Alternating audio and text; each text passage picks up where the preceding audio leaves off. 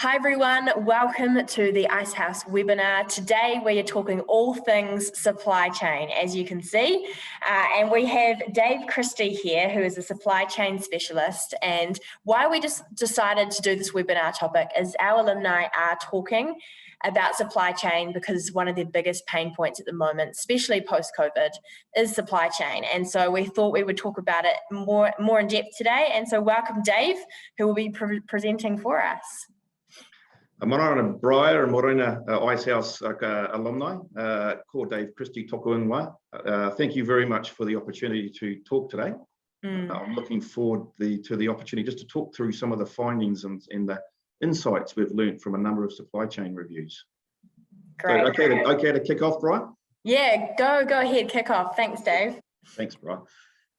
Kia ora team. Hey, what we're going to present today is some insights that a number of us have gathered from working with New Zealand Trade and Enterprise on performing supply chain reviews with a whole pile of small to medium-sized businesses in New Zealand.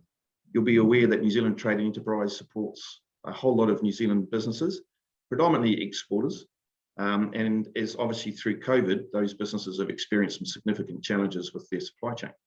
So myself and four other supply chain experts were given the opportunity to go and work with New Zealand Trade and Enterprise and to go into these businesses. I've performed over 40 supply chain reviews in the last year, so 40 different small businesses, medium businesses, and then the others have done similar numbers. So, you know, there's close to over 150 supply chain reviews have been performed to date.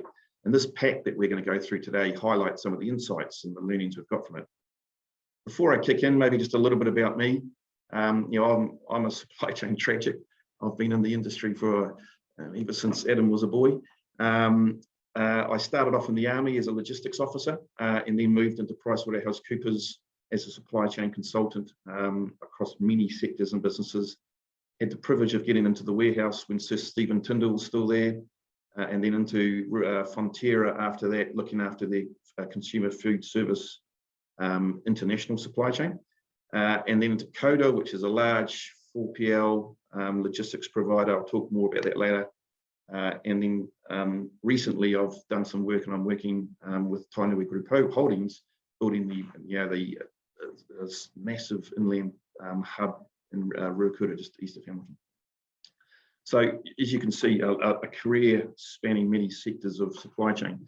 And so I've been able to bring that to bear to these organisations and to help these organisations figure out what's going on and how to perhaps resolve some of these challenges.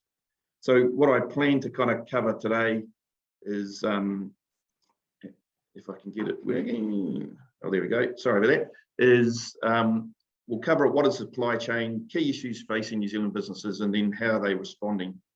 So firstly, let's go and look at what a supply chain is.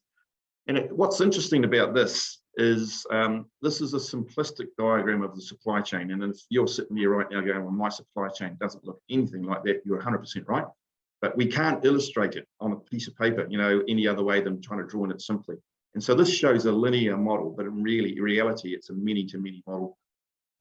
Most organizations think their supply chain centers around perhaps themselves and their suppliers and maybe their customers. But as you can see via this diagram, it starts with the supplier's supplier.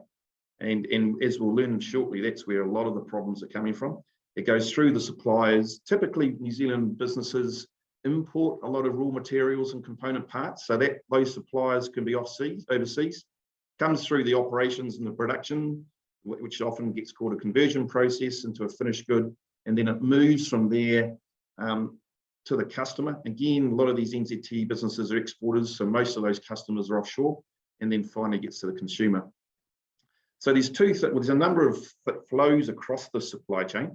The first is the material and the product flows, and that's the stuff that you and I will see all the time. It's the goods, the consumables that we buy and consume. But the thing that drives that is the information and data flows. And in most supply chains today, none of the physical product moves unless there's something happening in the data chain, which is why you're hearing more and more commentary and visibility of data, visibility systems, blockchain and those sorts of things are all playing in the data chain sphere of the supply chain. So then, but this is quite simplistic. So to kind of zero in on some of the challenges that New Zealand businesses are facing, we'll just take that one step deeper. And here we are. We've got a model which along the top, we're using the SCORE model, source, make, move, sell. There is one more dimension, it's plan, but that'll come up a bit later on. And then you can see I've broken it at the top, it's the offshore supply chain, and in the bottom, it's in New Zealand, so it's a domestic supply chain. So all this is now done is taken those component parts from the previous slide and brought them here. You know, the double S is the supplier, but now you can see you've got suppliers and suppliers of suppliers offshore, as well as some in New Zealand as well. And so if we follow some of those flows, you can see that if they're coming from offshore, there's a whole lot more intermediaries at play. There's border agencies, shipping lines, airlines, freight forwarders, or custom brokers sit in that space. Whereas if it's from domestic, there's not as many intermediaries. But as the arrows on the far left show, often the domestic suppliers are being supplied by offshore suppliers. Then when it gets into your business or the exporting business, you've got inbound inventory, you've got the manufacture and conversion process, you've then got finished goods inventory, and you've got that supply chain planning.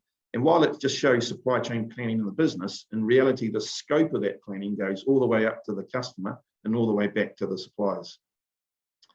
Then we've got the outbound legs. The agency is often replicated from the inbound leg if you're going offshore. But then domestic transport, again, is a lot simpler. And then finally, from the customer, it goes on to the consumer.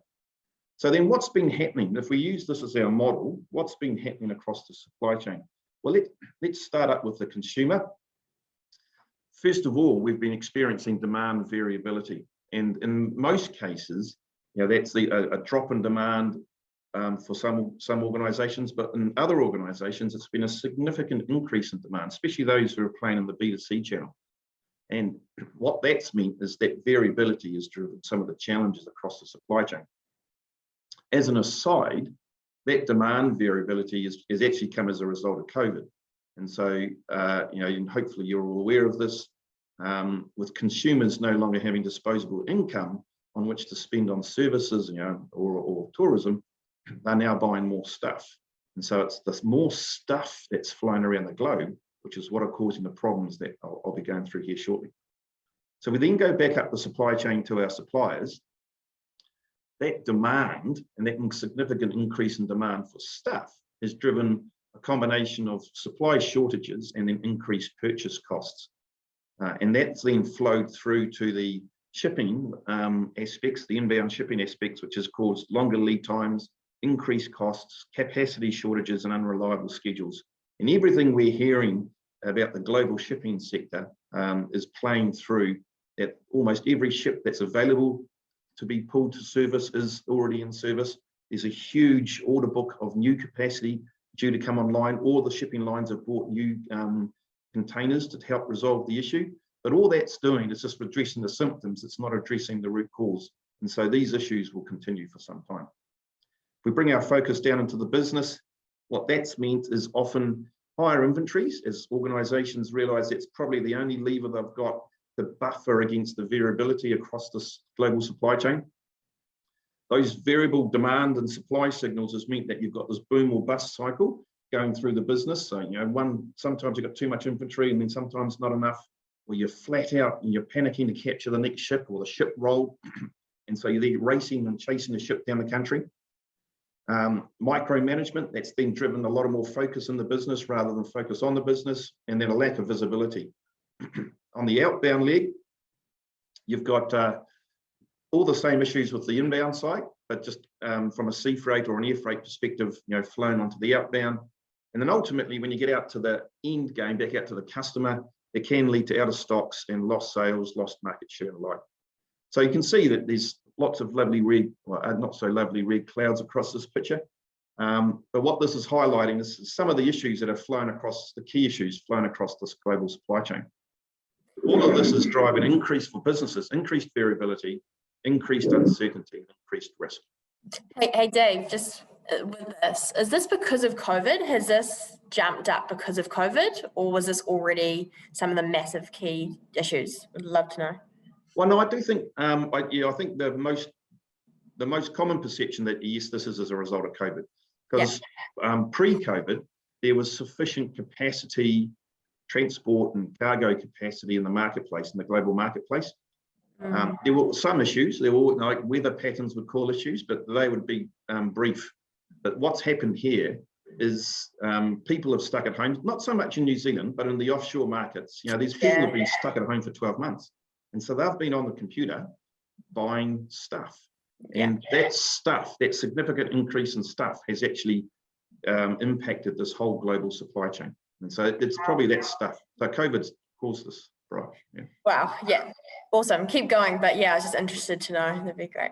Yeah, for sure. So if we then go down to what are companies, or what can companies do about it, and what we're seeing and how we're talking to different companies in New Zealand, very first thing is to review. Now, this is obvious, but actually what we've found is that a lot of organizations historically have been able to kind of grow their business without having to think about their supply chain. The supply chain's kind of been that thing in the background that gets done by someone else. What this has done is brought it to the fore. So actually sit down and review your supply chain. I think it's very important, because there'll be things about your supply chain, because it's grown ad hocly as opposed to deliberately, that you then now need to look at. And that leads to the second point, which is focus. And some organizations have actually taken that point of actually narrowing their focus down onto the key points of issue, which could be shipping, it could be inventory, it could be working capital, it could be their suppliers, and actually focusing on those, the kind of the most vulnerable points of their supply chain and looking to address those. And that goes to the third point, which is that validate and double down. So one of the more common approaches being taken at the moment is complexity reduction, because what's happened is COVID's increased the complexity across your supply chain. That in itself increases risk and increases cost. So a lot of organizations in New Zealand, on the back of what global organizations have done, have actually looked at minimizing their SKUs. So some of the big players in the world, Coca-Cola, Procter & Gamble, Mondelez, have all actually, right at the start of COVID, cut their SKUs. Some of them by as much as a third, because every SKU takes time and effort to manage, the cost to manufacture, to all that. So the less you have, and if you focus more on your core range, it gives you ability to deal with the variability that's going on in the business, which is an action that sits under minimizing and controlling risk. The other big issue then is their cash flow, because the blunt lever that most organizations are using to buffer against the variability is improving inventory stockpiling, which obviously has a big impact on cash flow and working capital. So some organizations have gone to the banks, getting additional facilities. Other organizations have negotiated, tried to negotiate different payment terms. They've changed their shipping terms on outbound to FOB rather than CIF, which basically means you get the cash earlier. So there's a number of different strategies that can be played in this space. I think one of the bigger actions we're seeing taken is that and as I said at the start, as a supply chain tragic, one of my greatest regrets is to be able to kind of get the awareness and understanding of supply chain. But this is obviously our time. COVID's highlighted that supply chains can't just sit in the back room. They've got to come to the front. They've got to be managed deliberately and carefully. And so supply chain now is coming up to an exec level and a board level conversation, and that's where it needs to be. And then if you can then be deliberate about how you've designed your supply chain, then you can kind of almost set it to a model where it will work by itself, assuming normal conditions. Final point is the people are working on is technology. And this comes in a few different ways. Sometimes it might be in greater automation within their facilities, which obviously then looks to reduce costs. And it's automation to help with the speed of conversion. Because your demand signal is so variable, if you can delay your decision of what you convert the product into, then you can actually then look to minimize some of your waste, or making sure you optimize, you've got the right product in the right place at the right time. So technology can sometimes help with that. Certainly around planning systems, which are one of the more common gaps we've seen in most New Zealand SME businesses is basically they have no or pretty low maturity supply chain planning processes in place. The other area around technology is about improved visibility, which then helps with your decision making, and even with data around robotic process automation. And if a company's got a large number of transactions that they're doing, then they can use some of this, smarts, the artificial intelligence and the like, to actually, again, make that work smarter and lower cost. So this just summarizes some of the activities that we've seen organizations focus on to try and resolve their issues. If we were to cast our mind further afield and go offshore, what we see in terms of companies overseas, and it kind of goes to that leadership point on the previous slide, is that most organizations now are viewing supply chains as a strategic enabler. And actually, one of the really enjoyable conversations I have with organizations, it's not about the challenges they're facing right now, is that when I start to ask them questions around where do they want to be in 3 years' time or 5 years' time, almost any organization can talk to you around their plans. Yeah, we're going to do this, we're going to conquer the world, we've got our sales, and they go, okay, so what does that mean from a supply chain point of view? 95% of them have got no idea. They've got no idea what their supply chain needs to look like to support that business. And so that's why this work here is an enabler, is that the supply chain enables the future growth, and it enables them to be successful in the future rather than being a constraint. Some of the more tactical things we're seeing happening offshore, and I've talked about some of them, working upstream with your suppliers and getting tighter with your suppliers. Clearly, international shipping's been a major. So we've, and even in New Zealand, actually, we've been recommending that organisations go to market and test their sea freight solutions. Most small and medium businesses have developed a relationship with a freight forwarder because of how good that freight forwarder services them. And don't get me wrong, in a normal world, that would be perfect. But actually, in this world that we're living in, you probably need to find someone, or you need someone who can actually guarantee you capacity or give you a much better reliability of access to shipping capacity and shipping costs. And that may be your current freight forwarder, or it may not. Going to market allows you to test that. We talked about B2C. I mean, that channel's just taken off, right, as everyone sat home on the computers. And so that's caught some businesses by surprise, a pleasant surprise, but they actually haven't got their supply chain designed around a B2C solution. It's more a B2B, and so that's different. I've talked about technology. I talked about planning. I think that happens globally as well as in New Zealand. That SKU profile and the rationalisation. I talked about the Coca-Cola and the Mondeleses of the world. And then the visibility is becoming more and more important. And that links to the B2C as well, because when you're on a B2C channel, having visibility of where your order is much more important to the consumer. A lot of the organisations who, typically in B2B don't actually have those capabilities, or their third-party logistics providers don't have those capabilities. So those are what you can see is happening offshore as well. I think the main point, though, across all of this is that it's no longer about lower cost. Pre-COVID, because the supply chain just worked and there was capacity in the supply chain, organisations could operate what was often called the just-in-time model. So that was where, when they needed it, they placed an order for it. It might take a week to get there from New Zealand, or 3 weeks from Australia, but it would always come because there was always capacity available. Now that's not the case, and just-in-time model doesn't work in this environment. And so it's not just about cost. It's got to be about resilience, which is alternate options of getting to markets or from suppliers. It's got to be about agile. It's about being able to flex and move quickly, and about reliability as well. And so those other factors, which have always been there for a supply chain manager, are now becoming more and more important for a business, because actually it's more important that you have your product there for a sale rather than how much it might cost to get that product to the market for the sale. So those are the summaries of everything that we've kind of done so far at this stage there, Brian. I think hopefully that's just given you a little flavour of the sort of things that we've seen and we've heard when we've talked to these organisations around New Zealand. Yeah, that's brilliant. Thanks, Dave. And I love what you said around the leadership piece, and our business owners that are listening and watching this, they are leaders in their business. And Sure. So having it being brought to those board meetings and those table discussions is so important. It needs to be a priority now, because like you said, it can't be a last minute decision or call or that's happening in the background. Yeah. It needs to be in the forefront of our business owners' minds. And I really do think that they are realizing that as challenges are arising and things look different. Couple questions for you. You've answered majority, so I'll ask a few more. That is, what are custom brokers? So this is a question we had specifically on our Ask and Offer forum on Icehouse Central.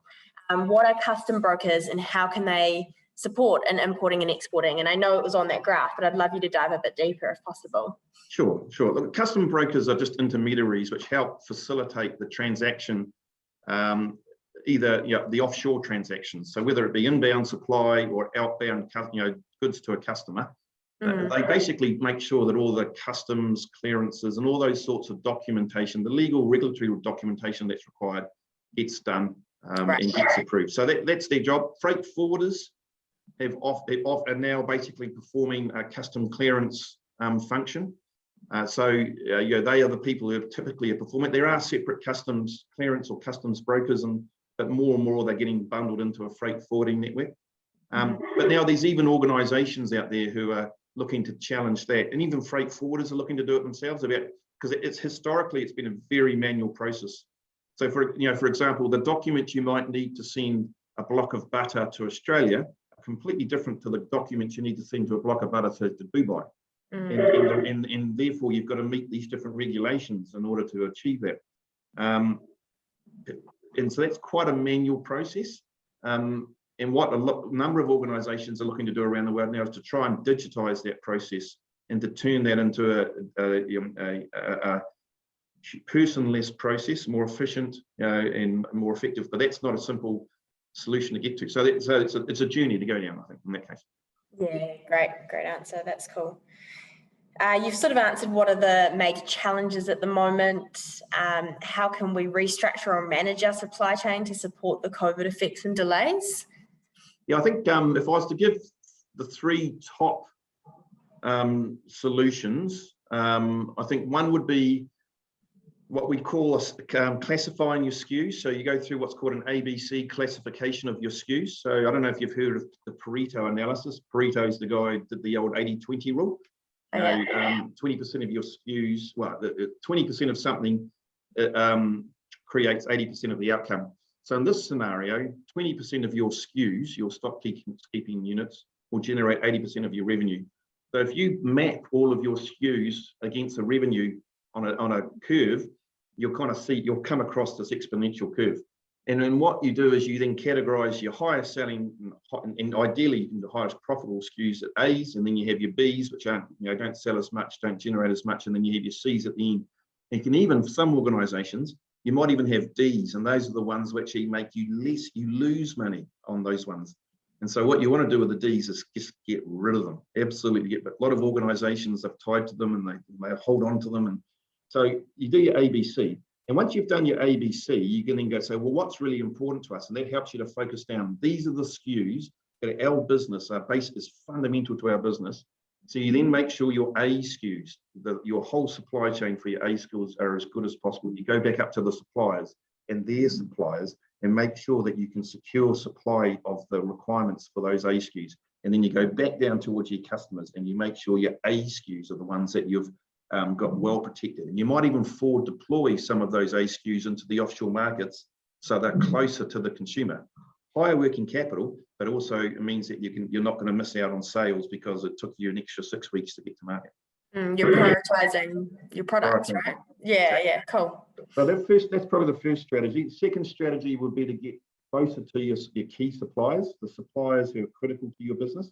And rather than having a transactional relationship with them, which is, place a purchase order, they send the product, get them closer to your business workings and actually see if you can start to share some of your production planning and your demand forecasting back up your supply chain and see if they can start to supply based on that rather than based on a transaction. So, but only for your key suppliers. And then the third and probably final point is that comment I made earlier around planning.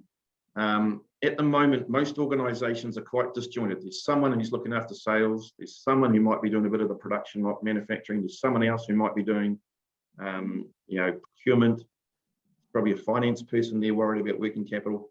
And they don't necessarily work to the same song sheet. They're not working to the same plan, and it's all quite disjointed. Sales and operations planning or supply chain planning brings all those parties together, and it means they're all working off the same song sheet.